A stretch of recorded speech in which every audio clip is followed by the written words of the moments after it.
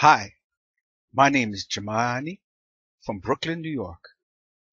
Barebone.java.com GWT tutorial series. Debugging in classic development mode. If you go into our Eclipse environment and we have our development mode server running, let's clear it. So turn off the development mode, clear the browser. Now we go to our sample app, right click it. Instead of choosing the usual run as, we select the debug as, and we select the GWT classic development mode. Eclipse whiz on by, and our normal Eclipse the development mode URL comes in for our sample application. We open with Firefox 24, and the application comes up, and we are running. As you can see, nothing different happened compared to our development mode. The difference between the normal running the normal application and running in the development mode is that you could actually put breakpoints to debug and if you have problems to see where error occurred in your application, and at that point where the error occurred, you can go ahead and fix it. So let's open our source code in Eclipse.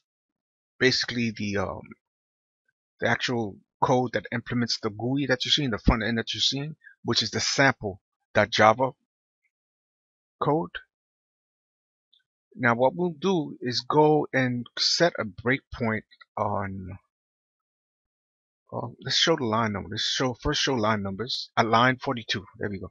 If you right click on the where you have the source code on the extreme left of the source code, there's a panel that shows up different things you can do that shows line numbers, annotation. But that's where you go.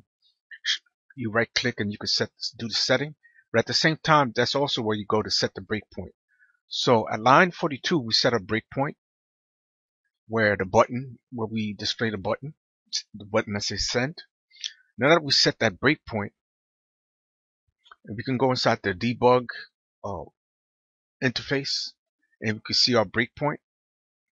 And let's go back into our browser, refresh the browser as if it's building the front end. And what happens, Eclipse freezes or stops at where we think the problem might be, and there we can go and look and see, follow the code, see what happened, if there's an error, something misspelled, or something you did wrong, or something within the application that's invalid. When you're in debug mode, you can do certain things, step into there's a step into button, there's a step over a certain action. I'm surprised it's not working, but those things are usually active. Why, I don't know. But for now, I'm not going to go into details of debugging. But the main one I want to show you is that you can main action I want to show you is that this is how you debug. You can go to a certain point in your code to see what the problem is, set a breakpoint, and review the code by debugging it. But at this point, we can go ahead and resume by clicking F8 or this button at the top that kept showing on the screen, the green button, and the whole process resumes. And what that means, resume, is that the application continues on and as usual. So reason I'm going through all this process of showing how to debug and using the classic mode, because the process in the super dev mode is completely different. Where we're not debugging in Eclipse, we're actually going to be debugging within the browser. Eclipse, the only thing you do in the source code is actually change it. There's no debugging in the actual physical source code, which is like inside Eclipse. But more on that later. But that's the point. The debugging is going to be done on the browser side rather than the Eclipse environment.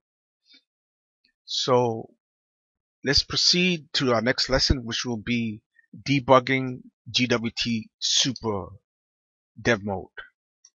Not debugging. We're going to be running the super dev mode. Okay, see you then. Bye bye.